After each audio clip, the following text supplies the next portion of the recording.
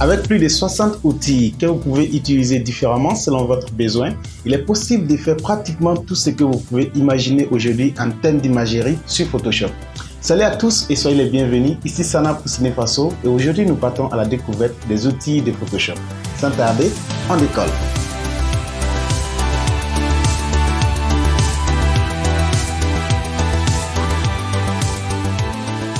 N'oubliez pas de liker la vidéo si elle vous plaît et si vous êtes nouveau sur la chaîne, merci de vous abonner et ne faites pas qu'abonner, cliquez également sur la cloche de notification pour être au courant des prochaines publications. Vu la quantité d'outils qu'il y a à apprendre sur Photoshop, nous avons opté pour une série de 3 épisodes expliqués de façon approfondie afin de vous faciliter la compréhension.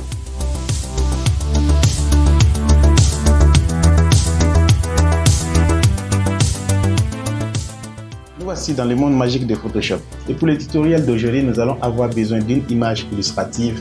Pour cela, rendez-vous au menu Fichier, ensuite Ouvrir. On va localiser le dossier dans lequel se trouve notre image.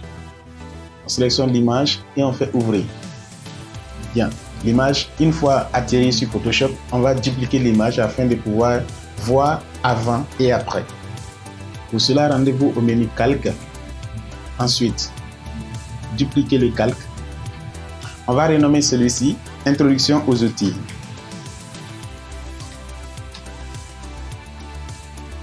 Et on valide avec OK. Alors les outils de Photoshop sont généralement situés à gauche ici. Et nous avons vu dans la séance précédente comment est-ce qu'on pouvait disposer nos différentes fenêtres sur Photoshop. Pour ceux qui n'ont pas eu la chance de suivre cette formation, je vais mettre un lien quelque part ici. De cette façon, on pourrait suivre aussi. Le premier outil qu'on va voir, c'est l'outil déplacement, situé juste en haut ici. Donc, il suffit de sélectionner l'outil et de venir cliquer, glisser l'image. Vous allez voir que ça se déplace pour partir à l'endroit que vous voulez. Alors, il y a souvent une fonctionnalité qui est associée à l'outil déplacement, c'est la fonctionnalité de transformation manuelle. Pour obtenir cette fonctionnalité, rendez-vous au niveau de menu, édition, et là, nous prenons transformation manuelle. Cette transformation manuelle va nous permettre de pouvoir redimensionner l'image, rendre ça petite ou bien encore plus grande. Venez par exemple à l'extrémité, vous cliquez et vous pouvez rétrécir votre image de cette façon ou bien l'agrandir aussi. Bien.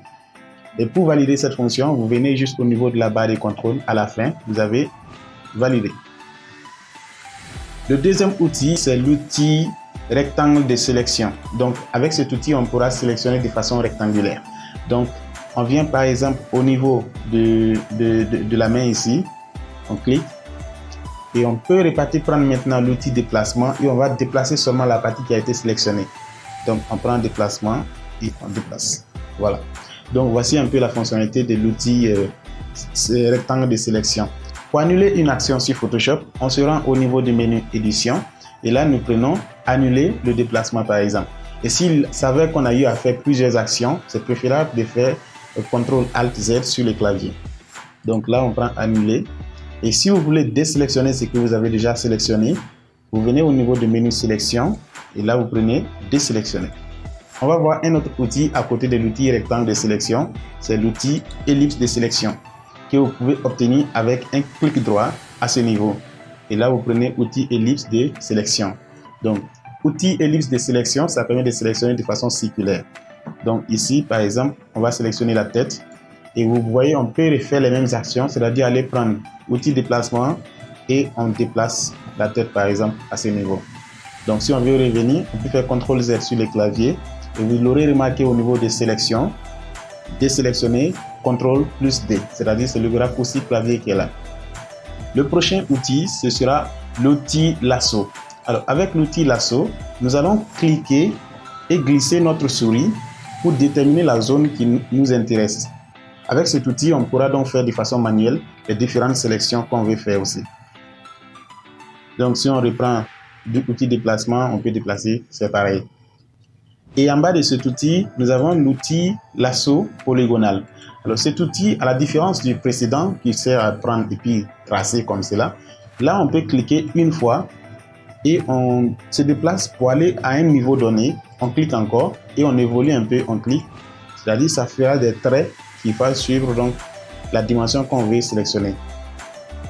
Si c'est fait, là on peut apporter les modifications qu'on voudra apporter. Donc l'outil qui le suit, ce sera l'outil lasso magnétique. Avec l'outil lasso magnétique, c'est l'outil même qui va déterminer le chemin à partir d'un guide qu'on lui aura administré. Donc si on prend par exemple ici, on clique à l'extrémité du cou ici et on commence à glisser la souris.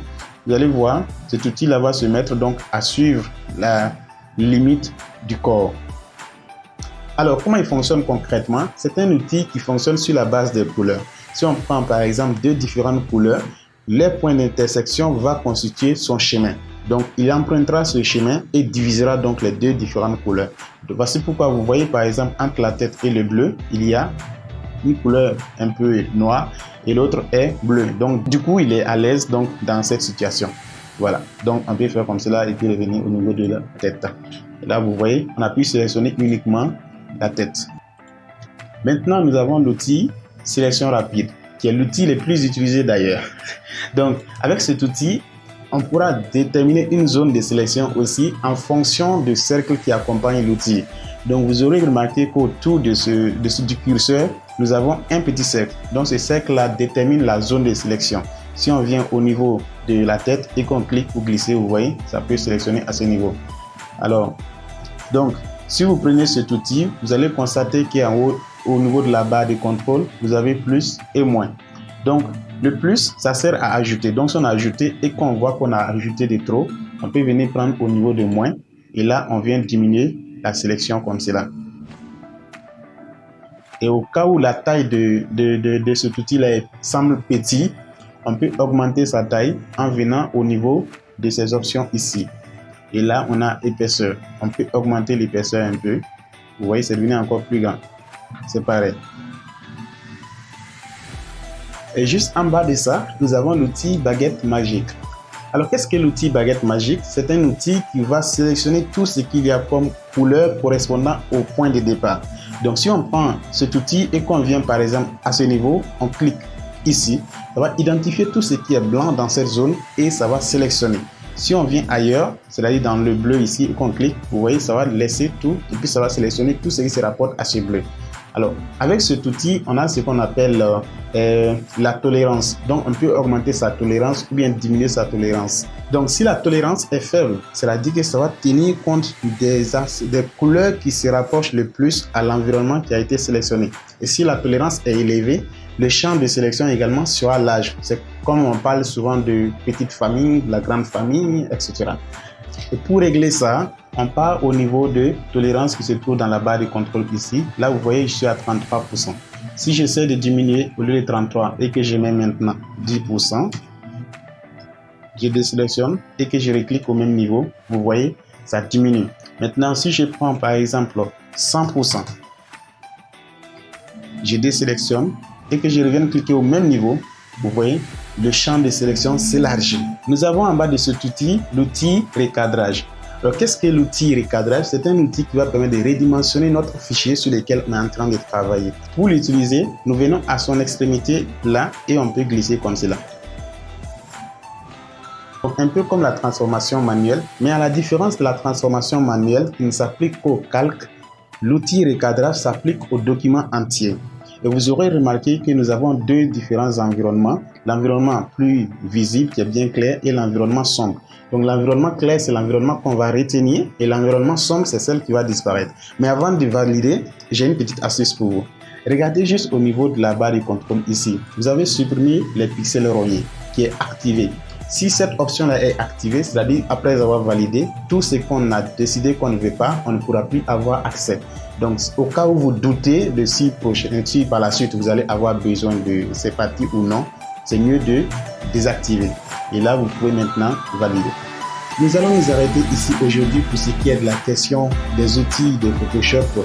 Et comme vous l'avez constaté, il y a pas mal d'outils à apprendre. Et chaque outil doit être utilisé de façon contextuelle. J'espère que cette aventure vous aura plu. Si c'est le cas, merci de nous laisser un like. Faites-nous savoir vos impressions dans les commentaires. Et vous pouvez aussi partager le lien avec vos proches pour que plusieurs personnes puissent en bénéficier. Si vous êtes nouveau sur la chaîne, merci de vous abonner. Et ne faites pas qu'abonner. Cliquez également sur la cloche de notification pour être au courant des prochaines publications. On se donne rendez-vous très prochainement pour une nouvelle astuce. Pendant ce temps, restez inspirés.